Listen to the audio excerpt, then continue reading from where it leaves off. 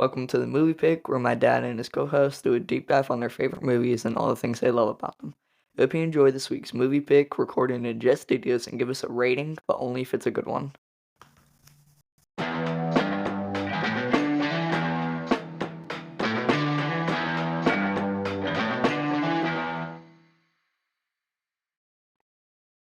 All right, Bradley, it's up to you. Now, you missed this pod. You're not just letting me down. You're letting the whole team down, too. Man, so I think right off the bat, we're covering the Mighty Ducks, childhood classic for us, for a lot of people. Oh yeah, that definitely. Yeah. Gotta be. Yeah. So I think we're gonna go really quick into it though on that one. I think you had some issues with that quote from Coach Riley. Is that correct? Yes. So, and I think it's at the very beginning, I think Gordon Bombay, if you're remembering the movie, listening to this, he's a little kid in the state championship, got a foul called. I don't know what it's called in hockey, but penalty shot, right? Yeah. Misses it. But the coach said what you just said, if you're, if you miss the shot, you're not just letting me down, but you're letting the team down. Great coaching. Which is, not terrible to say. Yeah. Because he ended it with, you are letting the team down. Yeah. I wouldn't say that as a coach, but he Sure. did. But I think at the beginning of the movie, he still thought of Coach Riley as a good person. Sure. And then at the end of the movie, I think he remembers it correctly. And it says, if you miss the shot, you're not just letting the team down, you're letting me down. Yeah. And he says that for the second time. So that I think he's remembering it correctly by the end of the movie and saying, it was all about him. Right. Yes. And, Coach and Riley how bad he was. Yes. Yeah. Riley was definitely all about himself. Yes. Yeah. So, and I think at the beginning of the movie, because he still thought Coach Riley was good. Yeah. As a little kid, he had that ingrained in his mind. That I never noticed that. You went deep on it. I just thought it was a movie mess up. No. I know. I told you it was coming. I like it. So, with that being said, welcome into the Movie Pick Podcast. I'm Dave. Got my friend Bradley here with me. And like we said, we're covering the Mighty Ducks. We're rolling. We're jumping off the top rope. Quack. Yes. So, the top 5, 1992. That's where we're at. Did you look up the top 5 for that year? I didn't. Oh, what a year. Wayne's World. There we go. We just watched that with the kids through VidAngel. We'll get to VidAngel here in a little bit. Yeah. But we just watched that with the kids a couple of weeks ago. Love it. It was, if I was talking about movies that were on Dave's list of most watched movies ever, Wayne's World is one of them. Wow. I could probably walk you through that entire movie. That's funny. Without ever having to turn the TV on. Another one like that, Home Alone. Yeah. So great movie. Yeah. And then that was for 92, which is crazy. No, it was Home Alone 2. I'm sorry. Home Alone 2. It was in 92. Forgive me. Yeah. And I think that's just like a leftover because I think it came out in 92. So it's probably like 1 month. It did just as much as all the others. So if we went overall, it'd be higher up the list. Sister Act 2 was number 3. Lethal Weapon 3 was number 2. Gets annoying when you Yeah. And then another all-timer for me, Batman Returns. Oh, man. Yeah. With the Penguin. It was a good year. It was a good year. Great movie year. Yeah. Great movie year. But today we're talking about the movie that ended up number 33.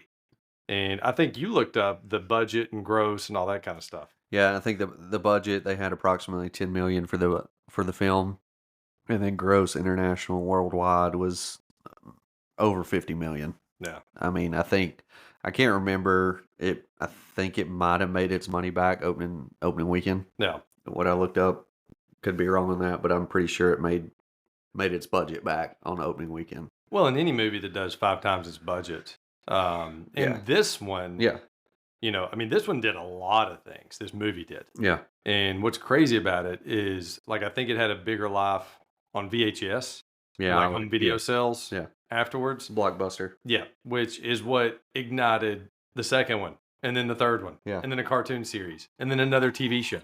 They had a TV show that came out 5 years ago. Yeah. Based off of this. We watched the first season of that because it had Emilio still in it.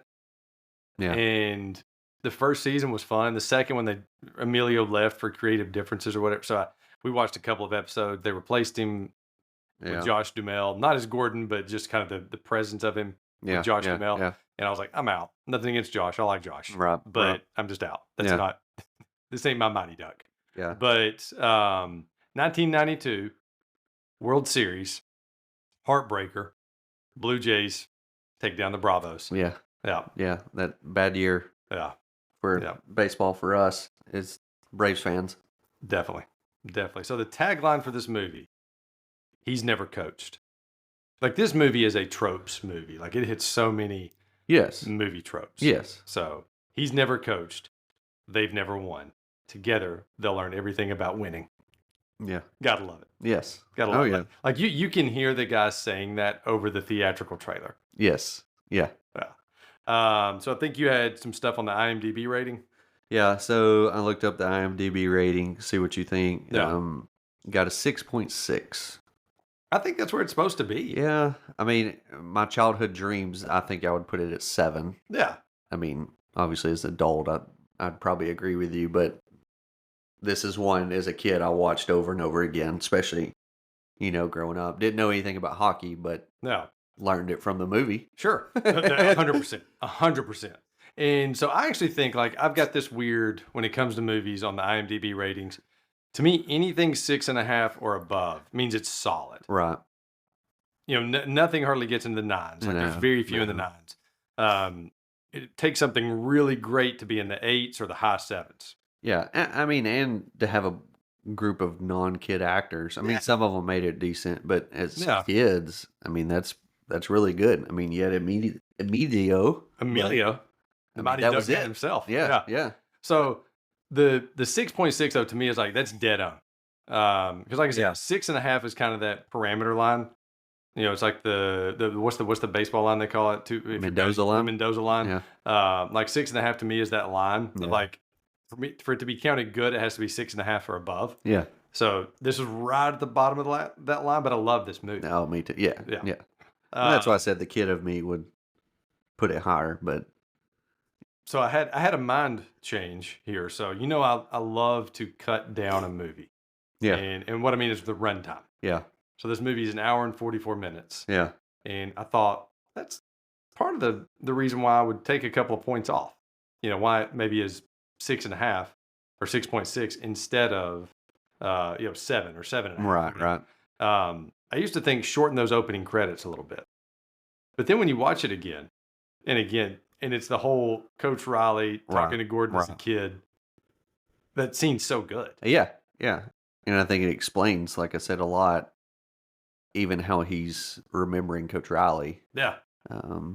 Yeah. And how it relates to Charlie, at the very end, their relationship, at the very end of the movie, not to spoil it, but when he has the penalty shot, his conversation with Charlie is very different than when his coach had with him. Well, the movie's 34 years old.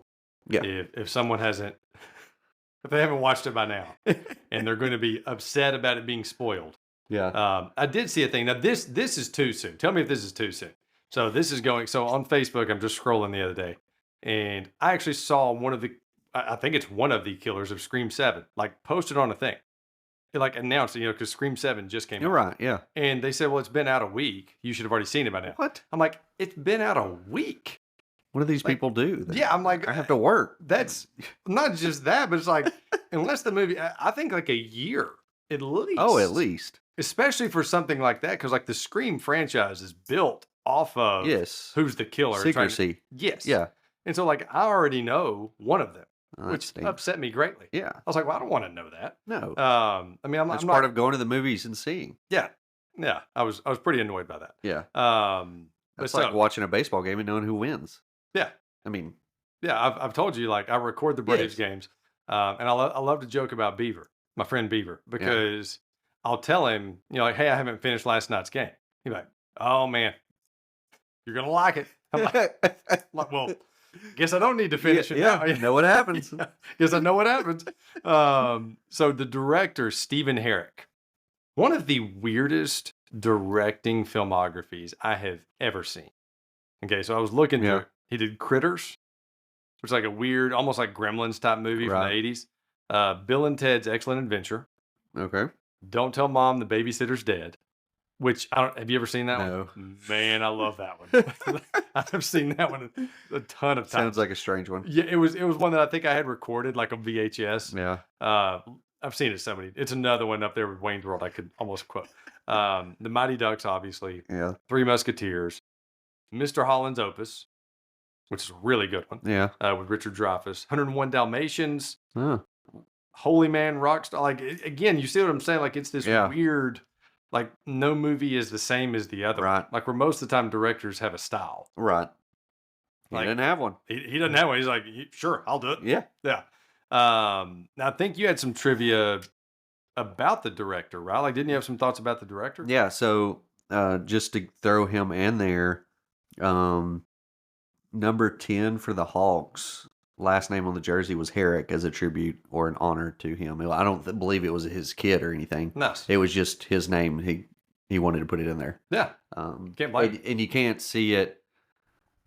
I found it when I was looking it up stuff for the movie, but you can't see it during the first time they played. Now, if you can, then somebody can find it and correct me. But I saw it all in the second time they played Hawks. Gotcha. I noticed him the second time they scored. After the second goal, the Hawks score, and after the third score, the Hawks, you see them when they're huddled up. You can see number 10, nice, plain as day, nice, and the last name Herrick. Nice, yeah, nice. Yeah, I thought that was pretty neat. Well, and that leads into the next guy, which was the writer of this movie, and the reason I'm mentioning him, his name was Stephen Brill.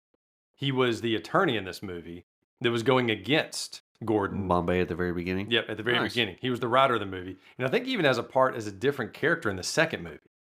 But he also wrote, and you can see some direct correlations with Heavyweights. He also wrote Heavyweights. Okay, and there's some actors that were, I think, Carp, Dave Carp, Dumpster Dave. I think he was also, I think he was the main character in Heavyweights. I think so. Or one of them. Yeah. And then Goldberg was in Heavyweights. Yeah. So the goalie in this, Goldberg. And he also wrote my least favorite Adam Sandler movie I've ever seen. And I've seen some stinkers. Yeah. But Little Nicky. Yeah. I do not I would agree like with that. I do not like Little Nicky. It's a strange movie. Yeah, it's just not my favorite. Now, let's talk about Emilio Estevez. Emilio Estevez. The Mighty Duck Man himself. So, anytime I think about Emilio Estevez, I think about Night at the Roxbury. like I immediately go there, and I even YouTube that moment just to watch it again. Yeah. Emilio, I love it. I love it.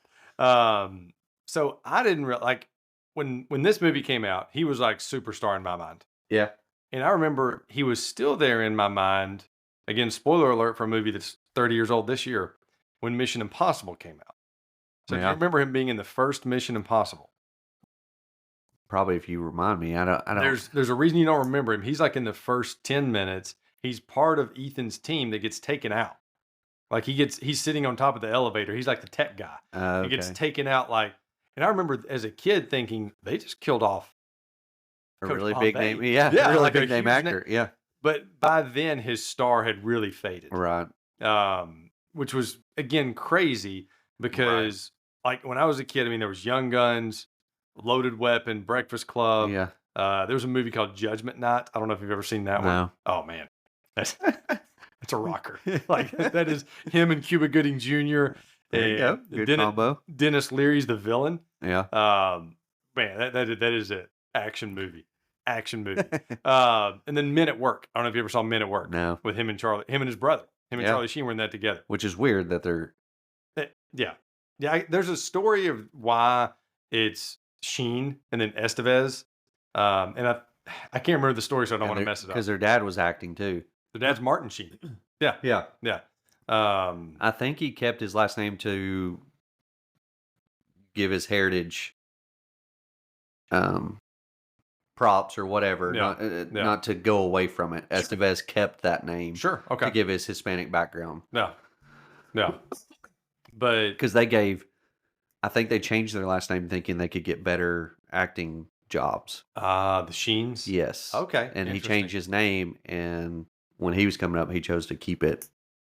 Oh, it works out. To keep the his family heritage and his name. Yeah, that's cool. Is what I read. Yeah. It always confused me as a kid, though. Yeah, well, because when I started reading, I was like, oh, yeah, they are brothers. Yeah. And then I looked at his dad. I was like, Yeah, they look just alike. Oh, I mean, 100%. they look just alike. And then I started reading about their last name. I was like, why did they do this? But that's what I read. Oh, there were so many moments literally in this movie where I thought, man, you look like your dad. Yes, yes. Like he really Especially looks when I like looked Martin it up. Sheen. Yes, Yes. absolutely. Yeah. So he was obviously the main guy in this one. He Yeah. was the main guy in the second one. Yeah. And we've talked about the third one a little bit. Or you and I have off air. But on air, yes. third one, I do not endorse. I was not a huge fan of it. And the main reason was it was missing this guy. It was missing Emilio. Yeah, they replaced him. He was in the movie for, I looked it up. It was less than 20 minutes of screen time. Yeah. He was like there in the beginning, there towards the middle, and then had a little scene at the end. Yeah. But they replaced him because he used the money. Like it was something about a deal with Disney, and they funded another movie called War at Home. And so he was doing that movie instead of D3. D3. Yeah, I remember watching it, but Yeah. I didn't watch it as much as the Mighty Ducks and D2. Yeah, no. For sure. Yeah, I maybe saw. I think I quit on it. Like I think it was one of the rare movies that I quit on when I was a kid. Like didn't even finish it because of how little Emilio there was. So a little bit on some of the kids, and you just interrupt me if you've got some thoughts on the kids too. Obviously the main kid, Charlie, played by Joshua Jackson. Yeah. He was in a ton of stuff. He was at that age. Yes. Yeah. He racked up. He did. I mean, like he was an urban legend, and it led to Dawson's Creek and just a ton of movies. It was so weird because right before we started prepping for this, I finally sat down and watched Karate Kid Legends, and he was in it. Is he really? Yes. Yeah, so the newest one that just came out that had Jackie Chan and Ralph Macchio. Yeah. And he has a pretty sizable part. I mean, he's in it just as much as Emilio was in D3. It was like, but it just surprised me, like, hey, there's Joshua Jackson. Yeah. Now, Eldon Henson as Fulton Reed. Yeah. So, crazy thing about him, he's 5'9" now. Is that what he was then? Yeah, I think that's what he was at the moment. He didn't grow. Yeah, so he turned out to be an inch or so shorter than me. Yeah. And so, like, but he's bigger than even Emilio. And wasn't that much older. Yeah. Like, I mean, obviously he was younger than Emilio, but he wasn't that much older than the other kids. The other kids, yeah. Yeah. Yeah. And he was also in a ton of other movies. Yeah. Like, had a big part on the Daredevil series that came out a couple of years ago, and they're still making. So he's been in a ton of stuff. Another one of the really successful kids from this. Yeah. Then his brother was one of the other kids in this, which was the one that played Guy. You know, Guy? Yeah. That you were talking about, or Guy? Guy. They call him Guy. Yeah. Yeah, Guy, that one. Yes. So that was his brother, that's his brother in real life. Really? Yes. Yeah. That's weird. I know. Because he has blonde hair. I know. Yeah, but they call him Guy, which was weird because I watch it with subtitles. Yes. A lot of the time, me and Josie do, especially when people are asleep, napping or whatever at home. But it's spelled Guy, Guy. And while we're there, in the subtitles, which was weird. I think there were some things you had on pronunciations of words. Like, weren't there some others? Yeah. Yeah. So we can ask everyone listening, how do you say researching? I say research. Research? Yeah. Because she would say researching. Research. Research. It's like I guess that's like the Pokemon. Yeah. And then there was one more. What did I have in my notes? Yeah, there was a few. I noticed it in the notes. Yeah, there. Details. How do you say? Did they say details? I say details. Yeah. She was like talking about the eye sculpture, and she's like, "Look at the details." I was nice, like, "Oh, nice. I guess that's fancy." And then I heard research. She must be British playing American. You're talking about Charlie's mom. Yes, right? that was Charlie's mom. Did she say it both times? Did she say research? I don't remember. Or research? I can't remember who said research. Yeah. It might have been Bombay talking about. I could see that from Emilio. Yeah, it seems like he would say some words. No. It was it was Mr. Ducksworth. He was asking if he was researching DUIs. I could see that. Yes, I could see that from him. You know, I've had some people call me, instead of Mercer, Mussa. Huh? You know. Yeah. So I could see that from that guy. Like some people do call my last name Mussa. Yeah. So if you're listening to this, you can correct us on how to say those words.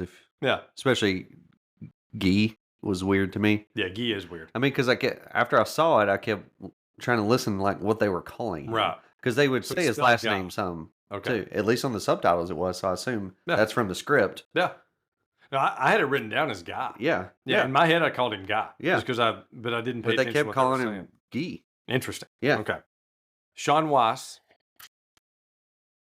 as Goldberg. Yeah. So he was in this and Heavyweights. Yeah. Unfortunately, had some bad personal stuff. Tia told me that. My wife, sorry. So Tia told me he had some like personal stuff that went on. I think some drug issues. And Never knew that. things. Yeah, later on in life. Yeah, you ruined my image of Goldberg. I know, my bad. But I think now he's doing better. Good. I think what I looked up, the most recent things on Sean Weiss, not Goldberg, but on Sean Weiss was that things are on the up and up. I think he got married a year or two ago, something like that. Good. Now, I think you had some thoughts on the character of Goldberg, though. So I was thinking at the very beginning, you know, they're introducing themselves. Bombay pulls out on the ice. Yeah. In the movie. Yeah. He's, they're talking about their names and they're learning about him. Mm-hmm. And he said, "Who's the goalie?" And he said, "Oh, it's me, but I'm moving back to Philly." Yeah. So what about in this movie if Goldberg moves back to Philly? Yeah. And is not a part of the Mighty Duck series because he had a Flyers jersey on too. Yeah. And at the very end, he had a Philadelphia Eagles hat. Yeah. When they're leaving, when Bombay's leaving to go try out for the minors. So what if Goldberg's never in the series? Yeah. So he's like Mike Trout. He's displaced. Yeah. He's a Philadelphia fan. Yeah. Somewhere else. But what if he did move back and he's never? Oh, that ruins the series. I know. Charlie's, Charlie's the heart and soul. Yes. Yeah. I think they even say that in the third one. Charlie's the heart and soul. Yeah. But you need that comedic relief. Yeah. And that's what Goldberg brings to the table. Yeah. Him and Averman. Yes. Yeah. Oh, yeah. Yeah. Yeah. Averman reminded me, I didn't look up that kid's name. Averman reminded me of Rob Schneider. And I don't know if you've ever seen the movie Necessary Roughness or Unnecessary Roughness. Yeah. And he's a Fumbarooski. That's what he very much reminded me of that. Better. Yes. Now, a couple of ones that I wanted to mention really quick, just because they're also in other movies that I've either seen or some movies I love. Margaret Moreau as Connie. She's been in a bunch of stuff. Yeah. Just very familiar face. Like she's one that's been in a ton of stuff as she became an adult. Aaron Schwartz as Dave Karp. Another Heavyweights crossover like we talked about. Yep. And then Brandon Quentin Adams might have two of the best, along with one other guy from The Sandlot. I don't know his real name, but the one that played Benny the Jet. Benny the Jet. Benny the Jet was in D2 and 3. Yes. Brandon Quentin Adams played Jesse in this. He was the pitcher in Sandlot. Yes. So a little bit of Mighty Ducks Sandlot crossover. And if you want to talk about like some great movies, and we'll get to that later. Yeah. But Mighty Ducks and Sandlot, jeez, they're up there. Talking about heavyweights. Yes, they're up there. Yes. Bring it in the heavyweights. So speaking of, we talked about VidAngel a second ago. Yep. And we are now like a proud affiliate of VidAngel. So definitely wanted to mention this movie could have used a little bit of VidAngeling, especially for the kids. Watching it with your kids, yes. Yes. Now, this one's not available on VidAngel, unfortunately, because Disney does not have any of theirs on there. But if you use our promo code, MoviePick1215, so that's MoviePick, just like it sounds, MoviePick 1215. So MoviePick1215 gets you 30 days free trial. Man. Instead of 7. What a deal. You get a whole month. You get a whole month. So it allows you to filter movies where you can filter out anything, language, sexuality, any of that stuff. Like you can bump that out of the movie. Violence, whatever bothers you. Any parental guidance. Any parental guidance. You get to pick exactly what you want out of the movie. Another thing I like about it, not just that part of it, is it puts together like all of because the ones that you can use are Prime, Netflix, Apple, and Peacock. So on one app, you have all of those. Yes. So you're not having to go back from Prime, back to Peacock, back to whatever. Searching what you want to watch for. So it's got all them together. That's like a hidden perk of it. Yes. Which is worth, because I think the normal price of it's $10 a month, something like that.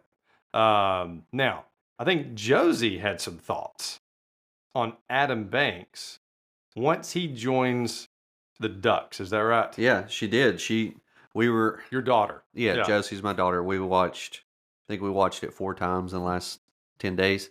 It's a good 10 days. She loves it. She got into it. Was it her first viewing? She was, yes. The first time we watched it was the first. Nice. Yeah, I mean, we've watched D2 several times, D3, all of those, but she made a good assessment of Adam Banks, and she just looked at me when, I can't remember which game they were playing, but definitely Adam Banks had been on the Ducks for a little while now, because if you remember the movie, The Mighty Ducks, Adam Banks is the kid that starts in the Hawks. They redrew to the district lines, and he's on the Ducks now. Wasn't happy at first, and that's what Josie came up and was like, when he joined, he's having more fun than he was having when he was with the Hawks. Yeah. I said, yeah, and it's actually really good that you see that. I mean, he's and that's what you see between the two teams is one team that's actually having fun playing in I don't know how old the kids are, Pee Wee League. I think very little. They look 11 and 12. They do, but they should be having fun versus the Hawks that are not having fun at all. They're just getting yelled at. Right.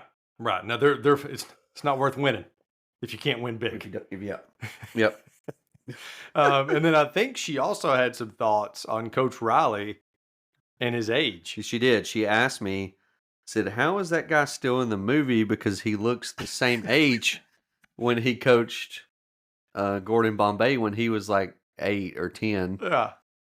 But he looks the exact same as he does now." I was like, I don't know. I guess he aged well because I guess it's probably close to 20 years because when I looked it up, Gordon Bombay is supposed to be about 28. Yeah.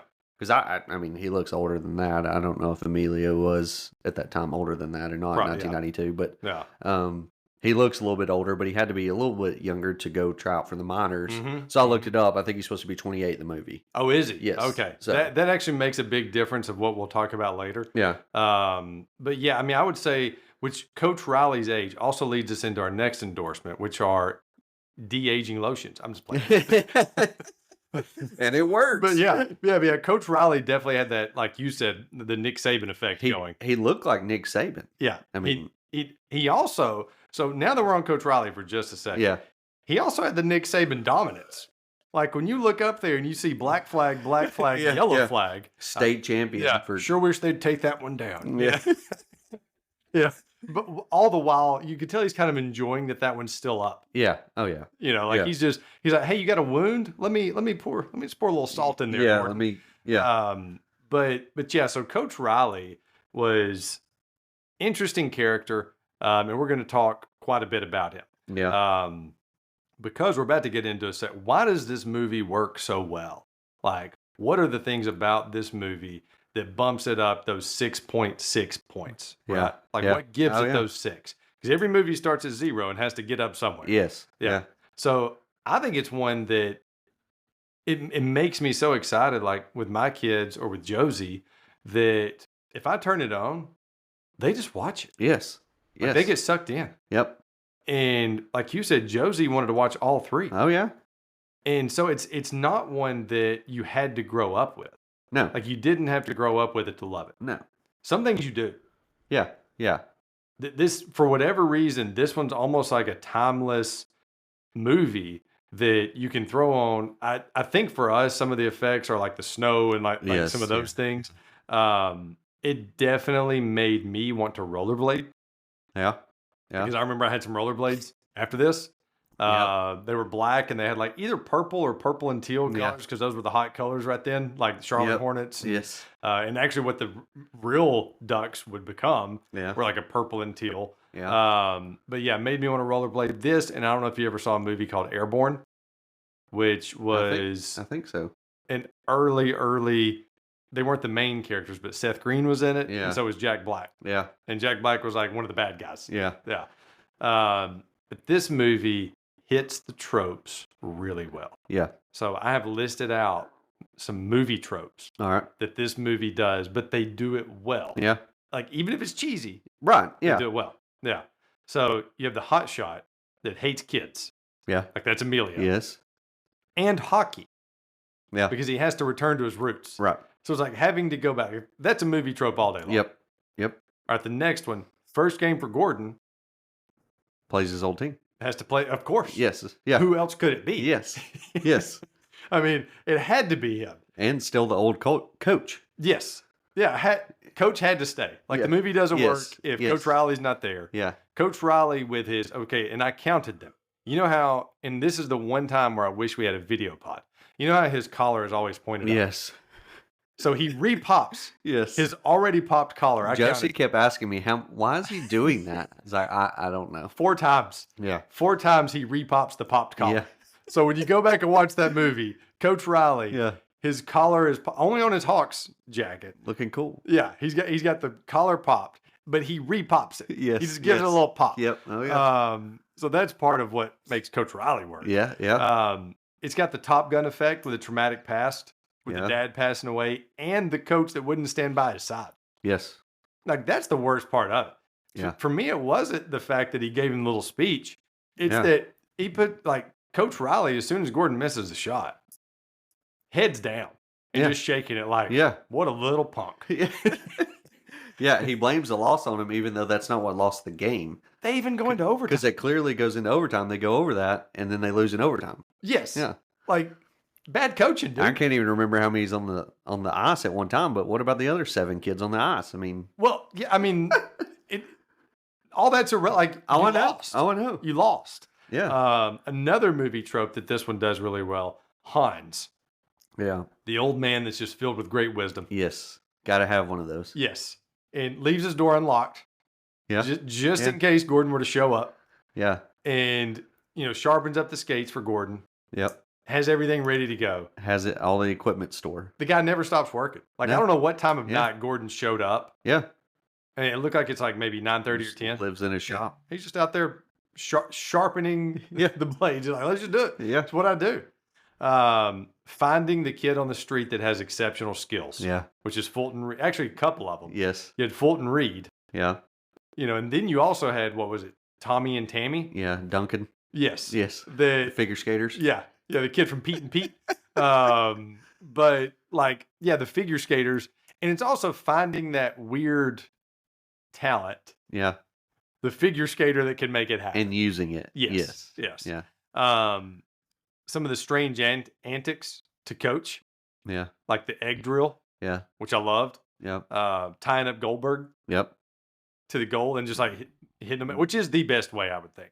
Like if you have a goalie that's afraid of the puck. Yeah. Yeah. You've got to hit him with it. Yes. He's got to learn that it doesn't hurt. Yes. Well, I mean, it may hurt, but it's not going to kill you. Right. Like, yeah. I remember that was one of the best things that happened to me in baseball when I was a kid. Yeah. So my first year I played, this was a terrible first year play. I was 9 years old, which was the first year of kid pitch. And so, like, I'm stepping in there. I don't get the underhand dad toss. No. I mean, I'm getting kids that can't aim at anything. Could sling it in there. Like, I think second game in, I'm getting drilled. Like, but then I wasn't afraid anymore. I was like, well, I lived. Yeah. I survived. It has one of two effects. It either makes you afraid and you quit. And you quit. Yeah. Or you're going to keep going. And then you have the chubby kid used for comedic effect. And then you also have the misunderstanding of the kids hearing him being sarcastic. Yes. About them being losers. Yeah. And that's what I put down. Like, yeah. Why didn't he just tell them in the locker room instead of saying, I'm going to go up here and wait on anybody that wants to come? It's so funny. So I saw that on your notes. Yeah. About that. And at first I thought, well, he didn't know what they were upset about. But he did. He did. They told him. Yes. So that bothers me too. So I was like, why didn't he just tell him, like, I was being sarcastic? Okay, explain the scene we're referencing. So we're talking about the scene that it's after the Hawks game. They go get Adam Banks. He tells them he's supposed to be on their team.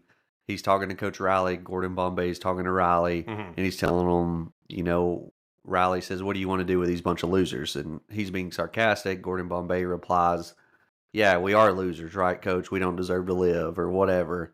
And the kids overhear that. Right. Jesse and Peter, I believe. Right. Yeah. He goes back and tells them in the locker room. The kids get upset. But if I'm the coach, I'd just be like, guys, I was being sarcastic. Obviously, they understand sarcasm because it goes later. Yes. When he talks to them in detention, and they do. But I don't know why he didn't just explain it there, unless he was still upset from when he was talking to Coach Riley, maybe, and he didn't want to explain himself. I don't know, but I was like, that could have been avoided. But Good movie theatrics. Yeah, it works for the movie. Yes. Because I think Jared counted out, I think 3 times they walk out on somebody.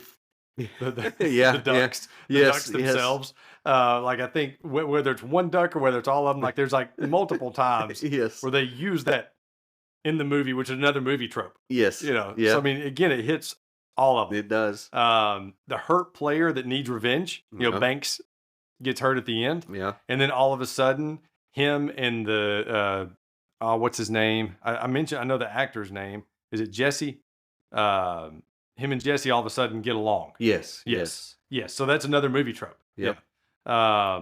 So that's another one. Now, the best one though, the great villain.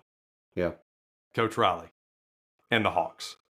Like could not have been done better. Yeah. Again, we've talked about the collar pops, the fact that when Gordon finds out that he's in the wrong district for Adam Banks and that Banks needs to be on his team, and then he goes to Gordon's boss. Yes. And has the dad, him and Adam Banks' dad. So Coach Riley and Adam Banks' dad go to Mr. Ducksworth. Yep. To have Adam put back. It's like, this is some serious Pee Wee League. That's what I was thinking too. Like they take this very seriously for Pee Wee. 1,000%. Yes. And they're like, and then I was also thinking like, of course, Adam Banks' dad and Mr. Ducksworth are friends. Of course. Yeah. Which I think you had some thoughts. I was going to get to this later. You had some thoughts on Mr. Ducksworth in general. Yeah. So, and I think that's a movie trope too. Just a classic. At the beginning of the movie, he is a, excuse me. Yeah. He is seems like a good guy. Sure. I mean, he's wanting Gordon to, take a leave of absence from the firm, but still keep him on salary, which, how awesome is that, by the way? I mean, you kind of get fired from your job for having a DUI, and then I'm going to keep you on salary and give you a driver with a limo. Yeah. And you don't have to come to work. Yeah. With a coffee maker in the limo. Yeah. Like when they drove out on the ice, which is a whole thing in and of itself. Yeah, which is awesome. But going back to Ducksworth, and you're like, yeah, that seems like a cool idea. He seems like he's going to be the old wise guy. Yes. At the very beginning of the movie. Yeah. And then when that comes into effect, not wise guy like mafia member. Right, yeah. Guy with wisdom. Wisdom, yes. Older man with wisdom. Yeah.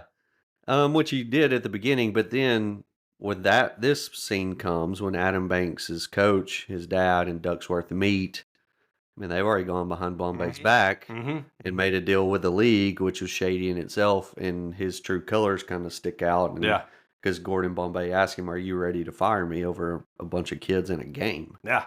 When he put him there. Right. So his true colors, that was my thoughts, is, it's a classic good versus evil kind of thing in the whole movie. And then, but he moves to the evil side. Yeah. In my mind. Well, and what was crazy, like he paid, how much money was it for $15,000? $15,000. You know how much that is today? I had Evie look it up. How much? It's like $34,000. Yeah. So I mean, $15,000 is a lot of money. Yeah. Yeah. But you equate that to now, like that's $34,000 worth now. I mean, good day for Hans. Yeah. Hans worked out for him. Yeah. Sold some serious sport. Those late nights. Yeah. Late night sharpening blades were paying off. But another thing I love about this movie, and it's somewhere that if I had somewhere like this that was close to me, I would probably go every day, which was Mickey's Diner. Yeah. Like that is somewhere I could see myself going every day for breakfast. Yep. Like if there was a diner like that, like would love it. Yep. Would love it. Love diner food. Yes, exactly. Now I think you did what I thought was like a kind of a detailed progression of their games, the Ducks and their games. Yeah. So I wrote it down as they were going. Gordon Bombay Emilio drives out on the ice, talks to him. I think Connie comes up and tells him, because he asked her, have y'all won a game? Mm-hmm. She goes, no, we're 0-9. We almost scored last game. So they start with him coaching. He's 0-9. Yeah. And haven't scored a goal. Yeah. They go to the next game, their very first game. They get slaughtered. They're 0-10 now. It shows them having a practice. He teaches them how to cheat, falling, act indignant. Yeah. Josie can quote that, by the way. They play the Jets. They lose, so they're now 0-11. Yeah. And then let's see. They're playing the Cardinals the next game. This is where after the cheating game, they kind of walk out on them, Jesse and Terry, the brothers. Yeah, another walkout. They walk out of the locker room, so we're not going to do this. Yeah.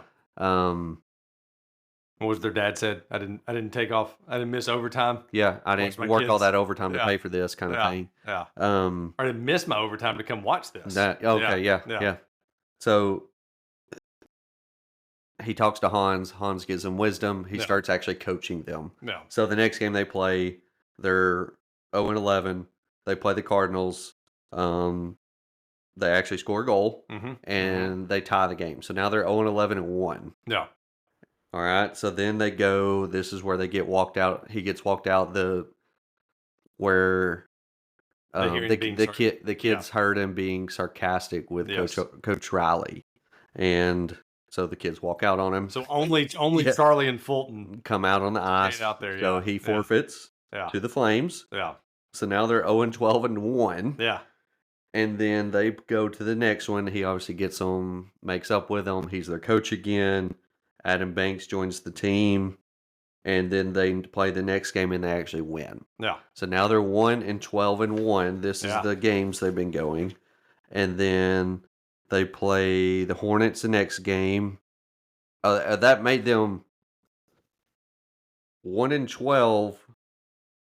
Made them go to the playoffs because one team got the measles. Yes. So I was so glad you mentioned that. I think there were 10 teams in the league. Yeah.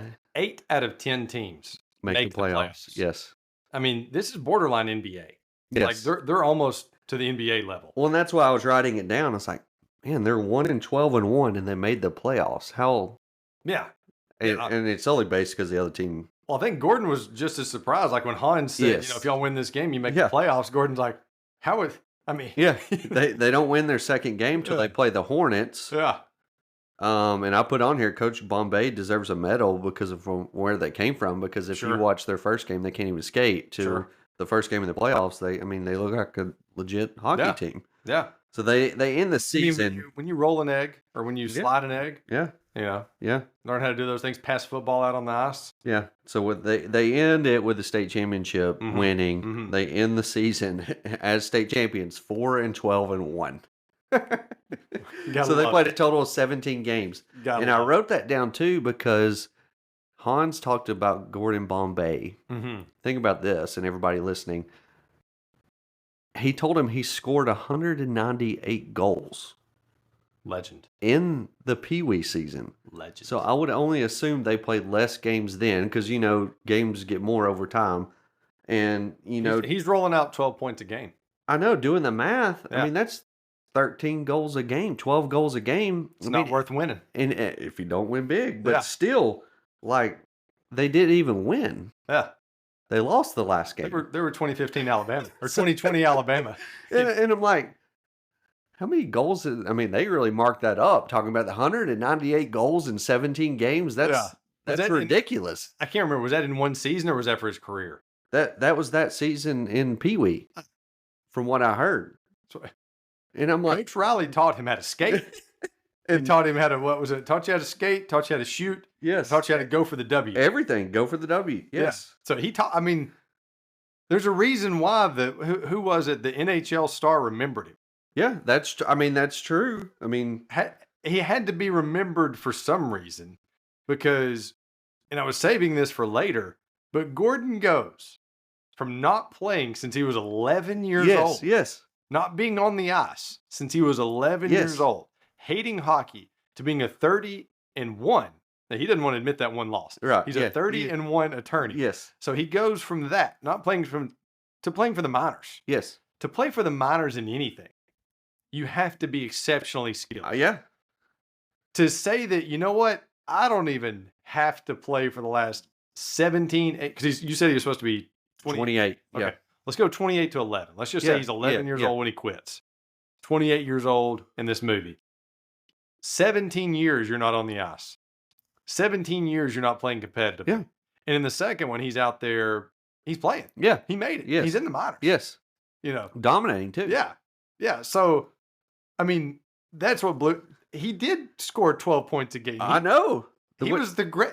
If he had played through college, that's just mind blowing. This guy makes Wayne Gretzky look like nothing. Yes, he does. You know the TV show, little cartoon show that had like Bo Jackson, Michael Jordan, and Wayne Gretzky. Yeah. Did you ever see that? Yeah. It would have been Gordon Bombay. Yes. There's no Wayne. There's no Wayne in that part. If Gordon had never quit, okay? Like Gretzky's left out. He's not the great one anymore. Yeah. Gordon was the GOAT. He was the greatest of all time that none of us knew about. Yeah, apparently. Yeah. I mean, and you just showed us. That's what I mean. If they had 20 games, he would be scoring 9.9 goals a game. 10 goals a game. Yeah. And got to keep all his team. In hockey, that's unheard of. Like, yeah. I mean, they score like combined 4 goals a game. I mean, not Gordon. Yeah. I mean, he misses one shot. The kid averages 12 to 14 points a game. Yes. And he misses one shot, and the coach is like, out of here, You're terrible. You're toast to me. That yellow flag's on you. You'll be a lawyer. The yellow pennant is on you. Yes. So one last trope before we move on to some Trivial Pursuit. One last trope. Obviously, Goldberg hits a trope. The chubby kid that's used for comedic effect. Like, it just is what it is. Absolutely. Like, so many movies do it. Even The Hobbit did it. Like, so many movies find the chubby guy and like, let's make him funny. So Goldberg was the last one. So now you had this, and I did. I noticed we both had this note. Jake Gyllenhaal, auditioned for Charlie, and got Charlie. Yes, he got the part. Yeah. So totally different career for Joshua Jackson. I think Jake's stays about the same. Jake still ended up reaching his heights. Yeah. But his parents said no for some reason. They said he wanted to continue because I think he was in middle school at the time, and they wanted him to focus on school. Yeah. And not take him out this early. Yeah. And they probably knew he was going to be an actor. Yeah. I mean, with his parents, but right. From what I read, anyways, you'd have to ask him. Maybe he'll come on here and tell us. But great. But his parents said no because they wanted him to focus on school. Sure. At that time. Sure. And I think Mistake. In the article he said they made the right call. Yeah, but he's wrong. Yeah, he's wrong. He made it. Let's go get it. He made it. Let's go get it. If I got cast in Mighty Ducks when I'm a kid and I'm 10 years old and my parents say no, he said he cried. Yeah, I mean, it wouldn't just be crying. Yeah, they would still not be forgiven. Yeah, for me and you. Yeah. I mean, he's made movies since then, but but still, like this movie. Yeah. Oh yeah, I agree. Like you're a legend to kids, like for the rest of your life. Oh yeah, my kids still know Benny. That's what I'm saying. Yeah, Benny the Jet. Yeah, that's not his name. Whatever his name in D2 is, they call him Benny. Even Jace, he's 4. Yeah, he points and says that's Benny. Yeah, that's what I mean. Yeah. So 100%, like he had a chance to be the heart and soul of the Ducks franchise for 3 movies. Yeah, and missed out. Yeah, bad parenting. Yeah, education. Legends never die. Yeah. So Jake Gyllenhaal's parents failed him. Yeah. But now we're going to talk about, and I think you had some thoughts on this one, some more in-depth thoughts than I had, so I liked yours better. Okay. Cake eater. Yeah. Which, before you go into yours, this was a phrase that always confused me when I was a kid. Yeah. Because I was like, why is eating cake bad? Yes. I like cake. Yeah. Like, don't we all want cake? Yeah. What's the put down here? Like, I never understood what the put down was, but there's a reason for the put down. Is that correct? Yeah. So I looked it up because I thought the same thing, especially as a kid. I was same thoughts as you. Right. But it's known as having your cake and eating it too, being rich, spoiled, or privileged. And apparently that's what they called people from Edina, Minneapolis. Okay. Because the people from Edina are seen as upscale, luxurious, life of luxury, and everything handed to them. Okay. So, and Adam Banks in the movie is actually from Edina. Right. So I think they... because he was right on that border for the district. Yeah. So apparently, obviously they did that on purpose, and he was a well-off family. His dad knows Ducksworth, and, played for the Hawks. So that's why. And it fit in, too, because Adam Banks' family was rich. Yeah. I don't know if he actually was a cake eater, like everything handed to him in life, but that was the put down. Yeah. Well, his dad wasn't, and you and I both shared this thought too. His dad wasn't well off enough to go buy some new gear. For the championship game. For the playoffs. Yeah. Because, he's still wearing like the Black Hawks colors. And sitting with them during the playoff. The last game. I'm like, come on, Mr. Banks. Yeah. I'm like, Go buy some green and gold. You like the Hawks better than your own kid? That's what I mean. I was like, that confused me real bad. That was like that's one thing I would take out. Like, come on, Disney. Like, it may have been a purposeful choice, like that he chose to kind of be against his son until he saw how they were treated by the Hawks.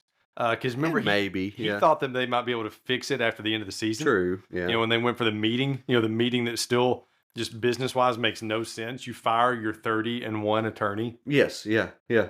Because he won't change the Pee Wee District League. Yeah, he won't change the appeal or whatever. Yeah. So craziness. Yes.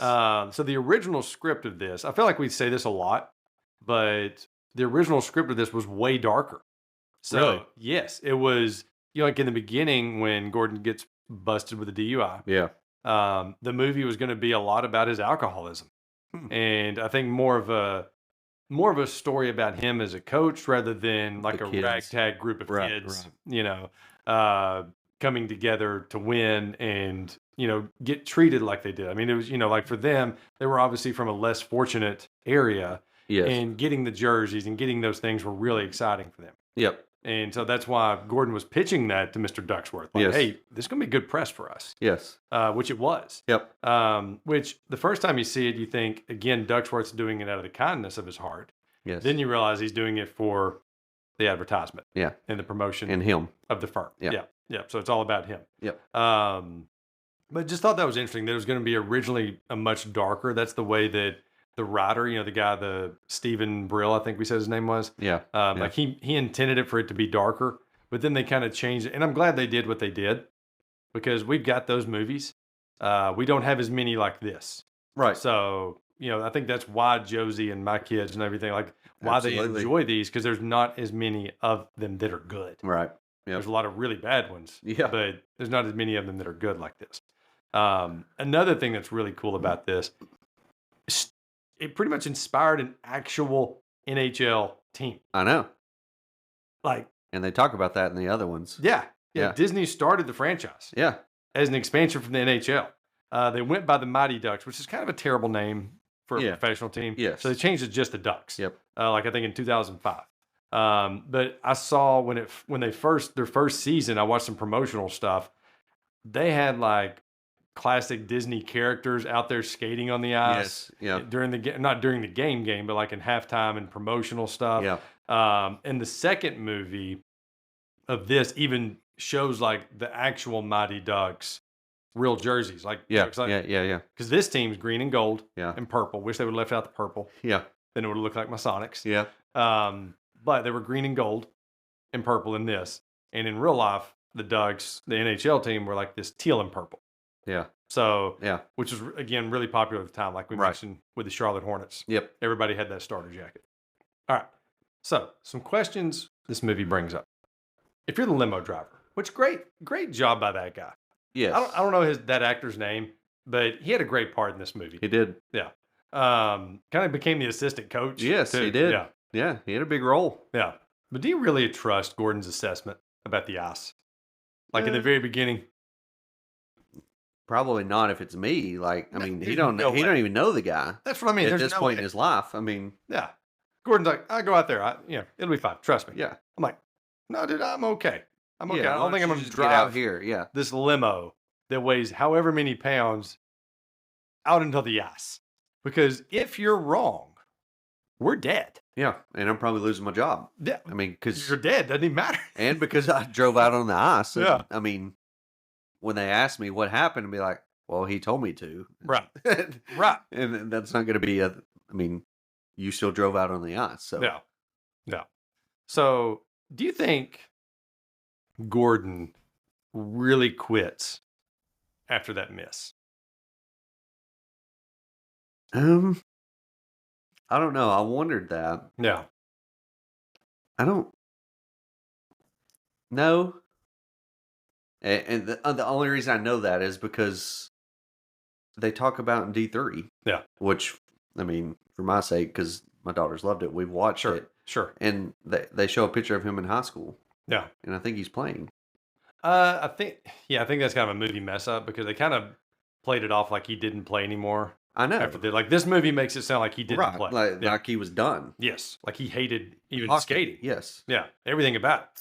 Yeah. So we're going with what this movie says. Yes. Because the third one is wrong.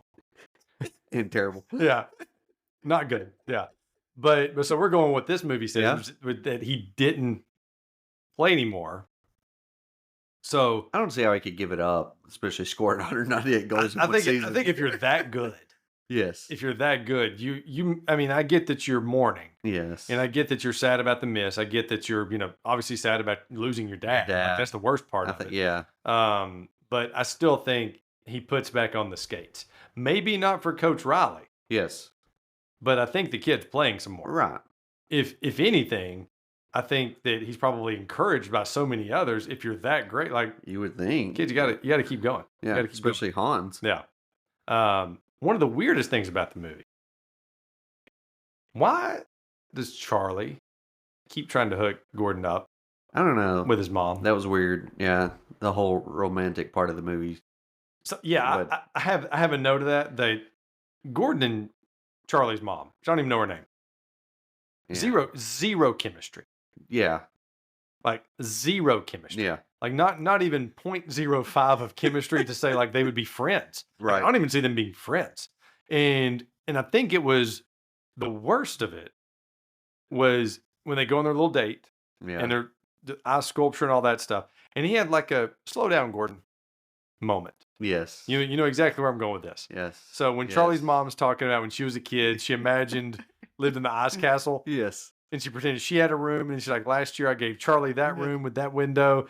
And then Bombay tries to roll on in. He's like, where's my window? It was awkward. Oh, it's like, dude, for somebody that scored 198 times, you just missed that shot. Yeah, you did. Yes. You didn't even hit the side of the goal. No. Yeah. Like, what was it Charlie said? If I had hit it a quarter inch this way, I would have, we would have won. He's like, yeah, but if you quarter inch the other way, you would have totally missed. This wasn't even a quarter inch miss. Yep. This was, you missed the puck when you swung, like a swing and a whiff. Yeah. Like this you was, fanned. Yes, this was terrible. This was one of Fulton's shots up into or is it Fulton or Elton?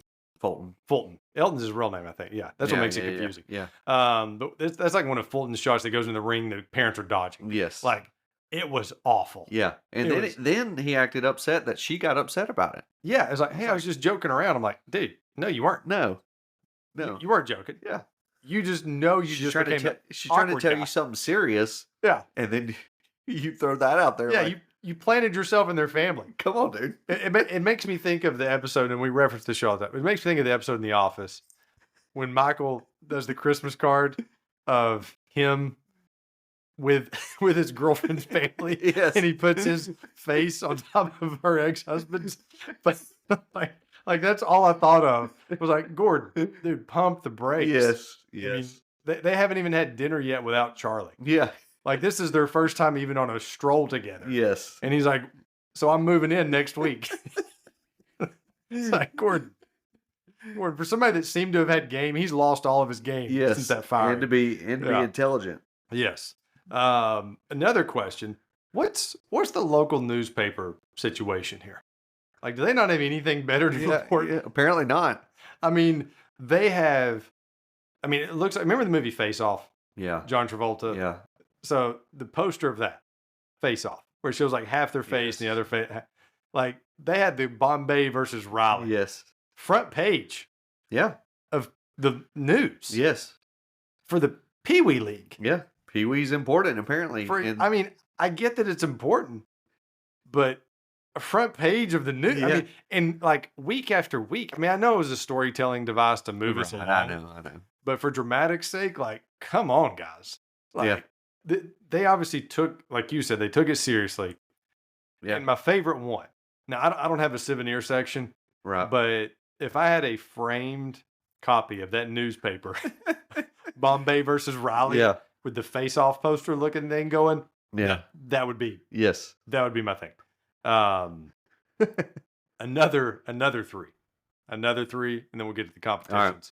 So, 3 people that I want to know what the rest of their day looks like. Like, what's the aftermath for these people? Okay. One of them I saw in your notes. Okay. The the guy that stole the poop purse. Yeah. Yeah. So, and you had something written down about the whole chase scene there. Yeah. So it reminded me of what I put Home Alone. Mm-hmm. I mean, the music was a little bit faster. Yeah. But it was the same tune. Yeah. And just them speeding up. Right. Had a Home Alone vibe. And that one scene, it's almost like another director came in and took over the movie for like a couple of days. I know. It didn't fit the rest of the movie. Did not fit the rest of the movie at all. Yeah. I mean, like them doing the poop thing did. Yes. Yes. It was the guy, it was the speedy motion Yeah. and the guy getting out and then him chasing falling. them. Yeah, it was like they did want to tap into that Home Alone humor a little bit. Yeah. And then change their mind. Yep. You know, I was like, let's do it. No, never mind. Let's not do it. I actually think they should have cut that. I think it should have just been the guy getting mad, dropping the poop, throwing it out. Out of his, but that always makes me think of Billy Madison too. Yeah. You know, when they throw the, yes, he called it poo. But when they throw it on the guy's porch, the guy comes out. So that guy obviously had a bad day the rest of the day. He did. He fell, hit a tender spot. Yes. Not feeling good. Yeah. And then fell in the mud or whatever. Yes. Yeah. Like bad day for that guy. Yes. What happened to his car? Yeah, he just left it going because he just got out and started chasing some kids. Door open. Like, I mean, I would just take the couple of dollars that were there on top and then throw the purse out and head on. Yeah. Actually, let me rephrase that. I wouldn't even stop and steal somebody's purse. No. Not in the middle of the road. Yeah, not in the middle of the road. If it was on the sidewalk, then I would steal it. But no. So, and then the lady, and I think you had a note about this lady, the lady that got pushed into the water fountain. Yeah. I wonder how much she got paid just to be in that scene. I mean, because she's wearing full nice clothes. Yeah. And then, hey, we want you to walk across at this exact moment and get drilled by this kid. Yeah. And fall, get soaked in water. Yeah. It's when Fulton's learning how to rollerblade. Yes. Which was one of the most fun scenes. Yep. To like, again, one of the things that works so well about this movie is it makes you want to be one of the Ducks. Yes. Like it makes you want to join this group and hang out with these kids. And that was one of the scenes where I'm like, man, that would be awesome. Or if you had a group of kids in your actual life. Yes. That you could be like them. Yes. Yeah. Yes, because like that's one of the things in the second one that is so cheesy, but it's so awesome at the same time when they're getting the team back together. Yeah. And Charlie's rollerblading around and doing the duck call everywhere he goes.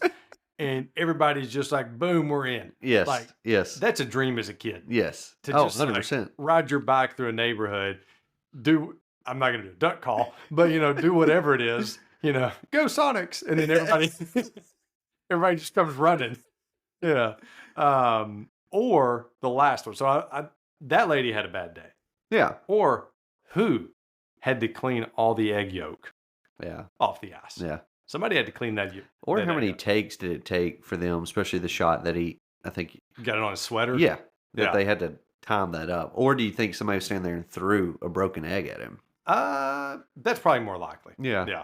But I like to think they did take after take of a kid hitting an egg. Yes. And splattering it all over him. Yeah. Yeah. Yeah, that would be terrible to clean up, though, because they had to clean it up. Somebody had to clean it up. Oh, yeah. Now, I guarantee you Bombay ain't doing it. No.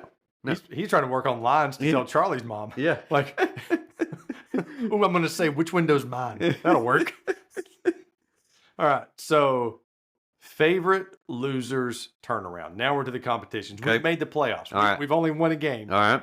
We've only won one game. We made the playoffs. All right. You didn't, we talked about it at the beginning. You didn't let us down. You made the shot. Yep. So, favorite losers turnaround. And if you have any, throw it in there. Okay. I just threw in a few of mine. And there's so many. There's so many. And I tried to keep it like to college age or younger, like kind of kids stuff. Not like one of my favorites is Major League. Yes. But I didn't throw that in there. Yeah. Because there's thousands of them. Yeah. So obviously the Mighty Ducks, the Bad News Bears, Walter Matthau edition, not Billy Bob Thornton edition. Right. The Key Combas. Ooh, yeah, baby. Yeah. R.I.P. Or last one for me, unless you have any, the Real Life Hoosiers football. Yeah. Yeah. Favorite losers turnaround. Favorite. I'd say as a kid, man, for me it's close between Cucumbas and the Mighty Ducks. Yeah. I'd say as a kid though, definitely Mighty Ducks. Yeah. For me. For me as a kid, it honestly was the Bad News Bears. Yeah. Loved the Bad News Bears. there was, I think 3 of them. I only saw 2 of them, but I would watch those 2 just like back to back to back. I hated that Walter Matthau wasn't in the second one, Right. but I just watched those so much. I mean, this movie was up there. Yeah. But they were my favorite. The Bad News Bears. I've seen that movie 1,000 times. All right. Favorite almost cast as Bombay. Did you look into this? I did a little bit. Yeah. Yeah. There's some good names. There is. Yeah. Tom Hanks. Mm-hmm. Tom Cruise. His brother. Yeah. Charlie Estevez. That's the one I kept seeing. Yeah. Charlie Sheen. Or the winner for me, I'll just go ahead and say it, Michael J. Fox. Yeah. Yeah. Because he actually played hockey. Did he really? Yeah. Like not NHL. Right, I mean, he growing could play. up. Yeah. I mean, growing up, I mean, he even played like into his adult years, I think, just like recreationally and stuff. Right. So yeah, Michael J. Fox would have been my choice. But just about any time Michael J. Fox is on any list, he's my choice. I know, especially in the 90s. But I think, but really, like, I don't see this for Tom Hanks. No, I can't. No. I just can't picture it. I really cannot picture for Tom Cruise. No. And I could see Charlie Sheen doing it because it's hard to say something you saw Emilio do, you can't see Charlie do. But I just think different. I just think Michael J. Fox is the choice. Yeah, between Emilio and him. Yeah. For me, definitely. I mean, yeah, I would do the same. Yeah. All right. So Kid Duck. Not Kid Duck, but let's say it better. Duck you most identify with. Okay. All right. Which one on the team? Yep. So we've got Charlie, the heart and soul. Well. And as a kid. So this is who you identify with as a kid when you were a kid. Charlie, the heart and soul of the team. Goldberg, the accidental funny guy. Banks, the natural athlete. Fulton, the freak athlete enforcer. Averman, the big mouth jokester. Or Jesse, the protective one. I think. Or I guess, or Tammy, the figure skater. Tommy. Tommy? No. Yeah, you'd be Tommy, the figure skater. Funny thing about it. Josie asked me, like, is that kid the same age as everybody? Because he's so little. I don't know. Like, me and Jared were talking about that too. My son, we were talking about in the scene where they're all having to write on the board. You know, I will not quack or whatever they're writing. Like, Jared's like, how are all these kids in the same class? Yes, because it's all up and down. Yeah, I mean, you have one that looks like he's like 9 and one that looks like he's like 13. Yes. So, yeah I was like... Huge difference. Yeah, it just works for the movie. It does. Yeah, like absolutely. That's just what we have to go with for the movie. Mine would be... I'll go ahead and tell you, you're not going to brag on yourself. I'll go ahead and tell you who it was. Okay. Your Banks, the natural athlete. That's who I was going to say, because I was quiet. Yeah. But I relate a little bit to Charlie as well, I guess. Yeah. Yeah. But I wish that I could say I was Charlie. I definitely wish I could say I was Banks. Yeah. Or even Fulton that just had like a freak thing. Yeah. I'm probably closest to Averman. if I'm just being honest, that's me. That's me over there standing next to the coach. There is no batter, you idiot. Yeah, that's me. You know, over there next to the coach, just like, hey, coach. You know. Yeah. I mean, I wish even if I was Jesse, like the one that's like protective of everybody else. Yeah, like but he was good. He was good, but he was the one that was like, yeah, you know, he didn't trust coach. He didn't trust Banks at all. No, like he was definitely he's watching out for his team. Yes, even when Bombay drove out on the ice. Yeah, he gives his little speech. Yes, you know. Yes, protecting everybody. All right, so one more competition. Okay, and this is a big one. All right, this is a big one. Before we get to the Mount Rushmore. So, worst coaching quote or moment. Ooh, I've got a lot. Okay. Yeah. You ready? There was a lot of coaching in this. Again, we've said it. You missed this shot. You're not just letting me down. Yeah. You're letting your whole team down too. Yeah. That's quote 1. For 6 years, I taught you how to skate, taught you how to score, taught you how to go for the W. You could have been one of the greats, and now look at yourself. You're not even a has-been. You're a never was. Because it's not worth winning if you can't win big. Yeah. It's not worth playing if you can't win. Yeah. That's 2 separate quotes. Right. Yeah. Yeah. I wish your dad could be here to see this, make him proud of you. Yeah. Rough, Riley. Yeah. Yeah. Right before you're going to make a big play. Yes. The plain nod of disapproval and shame when Gordon misses the shot. Yeah. So all that's Coach Riley so far. Yeah. Yeah. A lot of bad came from him. Yes.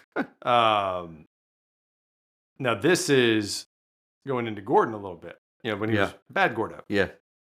I hate hockey and I don't like kids. Like that's his first thing he says to him. Yes. Or not, but the first thing, but that's his first like coaching thing. Yep. Really. Yep. I'm sure this will be a real bonding experience. Maybe one of you one day will write a book about it in jail. Bad moment. Yeah. Take the fall, act hurt. And what was the last part of it? Act indignant. Yes. Yes. Yeah. Yeah. Yeah. Or I had to go back to Riley because I spotted this afterwards. The silent fist pump. Oh, after when Banks gets hurt. Yes. I mean, when he like goes to the kid and just does the silent like yes. Yeah, it's not like everybody else can see either. Like I know there's parents that could see that everywhere. Like, yeah, everywhere. Yeah. So I have a winner. What's your winner off of that list? Geez. Worst coaching. It's a tough. It is because there's a lot of bad. I mean, yeah. I mean, I didn't even mention him telling them to hurt Banks. Right. Yeah. Yeah. Like take him out of the game. Yeah. Yeah. Or just like when he yelled, run the score up the whole time. Yeah. Like just run it up. Yeah.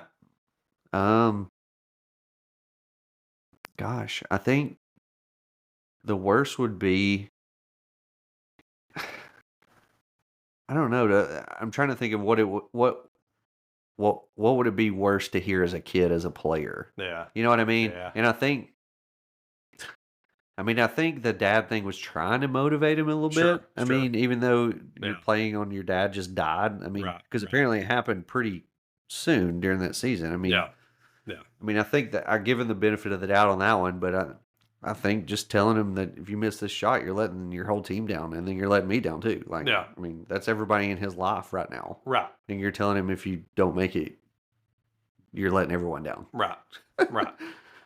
That's the right answer. Yeah. I have to go with the collar pops. I'm just playing. No, it's the silent fist pop. Yeah. Because Banks's dad has power. Yes. Obviously, we've seen it because he goes to Ducksworth. Yeah. If Banks's dad has power and he sees that little fist pump right there, you're out of there. Yeah. You're done. Yeah. You're done. You're getting slapped with something later on. Yes. You know, like something's happening to Coach Riley. It's probably why he doesn't show up in 2 and 3. We're actual wise guys taking him out. Like he got took out. Yes. That's why he's never mentioned again. Yeah. Like he's at the bottom. Probably of the pond. true. Yeah. Yeah. Yeah. Oh, you take my son out? We'll see about that. All right. So the Mount Rushmore that we chose for this one. Yeah. Did want to mention Barry. You know, I asked on Facebook, you know, what were some of people's favorite like 90s sports movies as a kid. Yeah. Yeah. And he threw out Cool Runnings. Yeah. Which I think it definitely made my list. So I'll do my list first.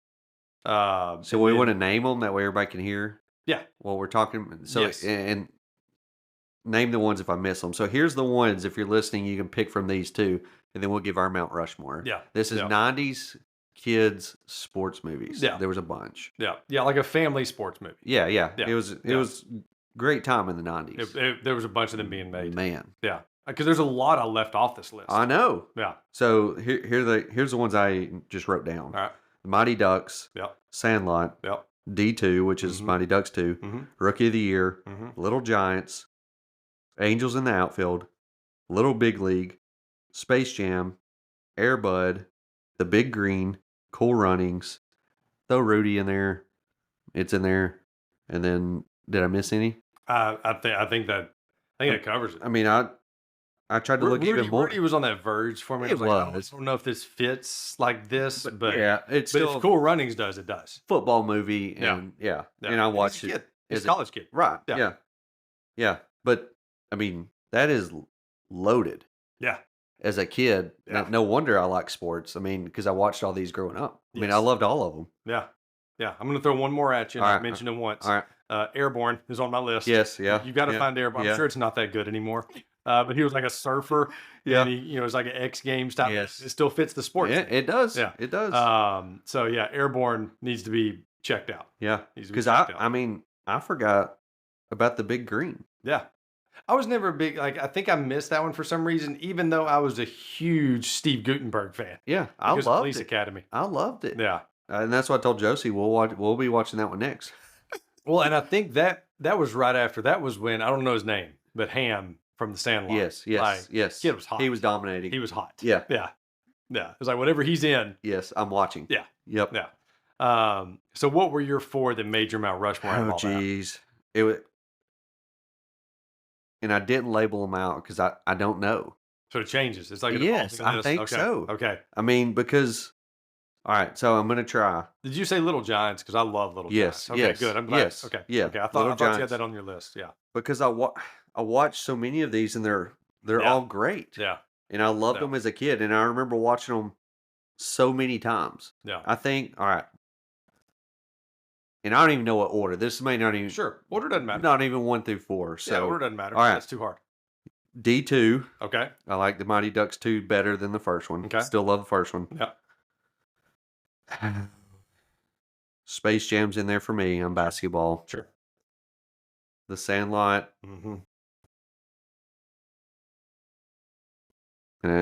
It's either Rookie of the Year or Angels in the Outfield for me. Boom.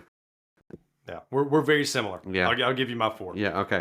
So mine's Rookie of the Year all the way. Yeah. Love that movie. Yeah. Daniel Stern is so good in that movie. Yeah. That I can't leave. Like he's always yelling something. Yes. And it also has John Candy. Yeah. And it has Gary Busey before he's like the Gary Busey that we see now. Yep. You know, like. Oh yeah. I love that movie. Yeah. I love her. What is it? Her boyfriend. Like he's such a schmuck in the movie. Yes. And I love that he gets his. Like the mom like tells him to go. Yes. And Henry Rowan Gardner, like they couldn't pronounce his name at all. Yeah. Oh yeah.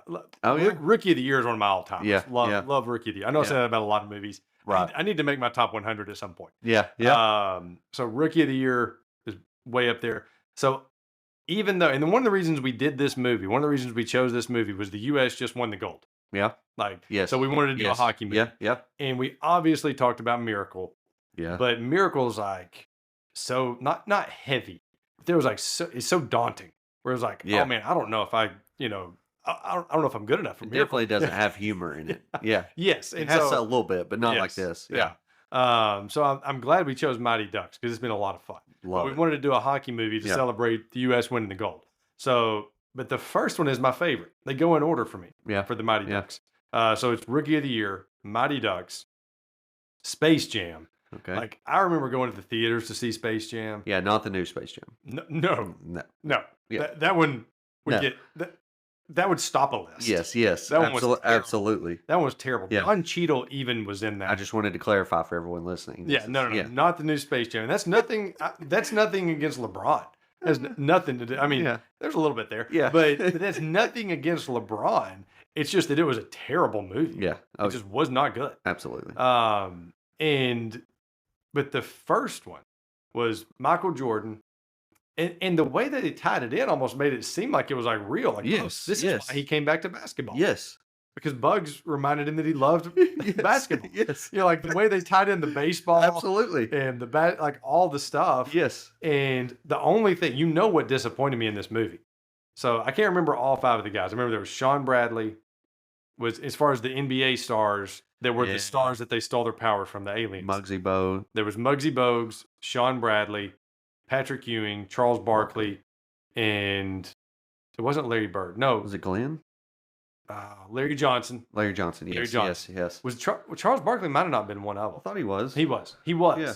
Yes, because Larry and Jordan were playing golf. Yes. No, Larry and Bill Murray were playing. Yeah. So it's been a while. But those were the 5. So Larry Johnson, Patrick Ewing, Sean Bradley, Muggsy Bogues, and Charles Barkley. Yes. Those are the 5. Can't get Kemp. Can't get my boy. Like that was the only thing. They couldn't pay him enough. Yeah, couldn't pay him enough. Well, that was all his problem with Seattle was contract disputes. But I was like, come on, man, can't get Sean in this. Yeah, like the best dunker in the league. At that point, he was the best dunker in the league. Oh yeah, we needed him. Yeah. We needed him. I'm not saying who to replace, but Sean Bradley. Yes, that's exactly who you replace. Yes. No, Sean Bradley was like 7'6". You don't replace him. But so Rookie of the Year, Mighty Ducks, Space Jam, and then the ultimate that cannot be left off the list is The Sandlot. Yes. Like it absolutely cannot be left off the list. So that's my 4 90s family sports movies, Rushmore. Yes. All the others are great. I love Little Giants. Oh yeah, I love Air Bud. Yeah, I love Cool Runnings. Yeah. I've never seen Air Bud. Really? Need to watch it. It's good. It's got it's got a whole plethora of movies. I mean, does it really? The dog does every sport. Oh wow! And Josie likes all of them. Yeah. Now Air Bud was the original basketball. Okay. And it's better than all the other ones. The other ones are pretty cheesy. But there was a Kevin Bacon basketball movie too. It was like it wasn't Above the Rim. That was Tupac, I think. But there was a Kevin Bacon one that I liked when I was a kid. Yeah, I think he went to Africa or something. I think I know what you're talking about. I can't remember the name of it. But like up there, the air up there. Yeah. The air up there was the name of that one. Yeah. But that was my 4. So what did you choose your 4? Yeah. What did I say? I couldn't remember if you picked D2, the 4th Sandlot, Space Jam. And I said it teeters between Rookie of the Year. Yeah, so you haven't picked. We got to know. So I'll go Angels in the Outfield to be different from yours. Okay. Tony Danza. Yeah. I mean, great cast in that movie. Josie loves it. Jace will sit there and watch it with me. Yeah. I mean, Sandlot obviously too. Yeah. She loves Air Bud. I need to watch these other ones with her, like Big Green, Cool Runnings, Little Giants. But Angels in the Outfield, like if you go back, it sneakily has like a fantastic cast. Yes. Yeah. I mean, Tony Danza, Christopher Lloyd, Matthew McConaughey, Danny Glover. Yes. Joseph Gordon-Levitt as a kid. Yes. Who else? Who was the manager? Oh, that's Danny Glover. Yes. But the owner was somebody too, but I can't remember. Yeah. And the announcer guy. Yeah. He's been in a couple movies. I'll have to go back. And watch it. It's been a while since. But a good cast. Great. Yeah. Yeah. Just love it too. Yeah. Yeah. And the mom, the lady that they live with, the kids. Oh, yes. Yeah. She was also in Dennis the Menace. Yes. Yeah. Which was another one that wouldn't fall into this category, but I loved that movie. Same era. Christopher Lloyd shows up everywhere. Yes. Back to the Future, Dennis, the guy's just, he's working overtime to make sure Absolutely. He's like Hans. He's out there sharpening the blades to make sure we're ready to skate when we show up. Yes. All right. Perfect. Anything else? Anything we left that needs to be said before we wrap up? One story I had in high school. Yes. Forgot to mention this. Let's do it. Yeah. So, we usually talk about first movies anyways. Yeah. Our memories of them. I don't remember when I first saw it. Yeah. But loved it so much. Mm-hmm. I just remember our senior year in high school, we would run laps in PE to warm up. As we were running laps, all of us would quack. That's funny. And then when the teacher blew the whistle, we would come together and break it down on Ducks Fly Together. That is funny. Every day. That is funny. Every day of gym class. Yeah. I don't know. Just because we loved it so much. That is great. Yeah. Yeah. That is great. Love the movie. That's a good memory of the movie. I know. Yeah. I don't know. I don't know what my first memory of this. I mean, it feels like it's been there forever. I think I watched it at school for the first time, like an after school thing, because I used to stay after school as a kid. Yeah. And like they had a whole program and they would have movies. Like they would rent movies for us like every Friday. Every Friday was movie day, which I loved, obviously. Yeah. And I think that was the first time I saw this. Yeah. And then I would, a lot of times if I loved the movie, I'd be like, Mom, we need to rent that again. Yes, yes. And so like, I think I saw it one week and then probably saw it the next weekend. Yep. And when I would rent a movie as a kid, I watched it like 10 times that weekend. Yeah, because you got it for 3 days. Yeah. So I did on Friday night? Yeah. Yeah. Over and over again. Yes, absolutely. Because that's how you got to watch it, because you got to take it back. Right, exactly. You can watch it again because you had to wait till the next weekend. Yeah. But you wanted to rent something different. That's what streaming has ruined everything. Yes. Yeah. Streaming has ruined everything. Yeah. Well, perfect. Well, quack, quack, quack, quack. Don't forget to hit that like and subscribe button to bump us up in the algorithms. You can send my dad any suggestions of movies you'd like for him to cover at themoviepick@aol.com. Thank you for listening.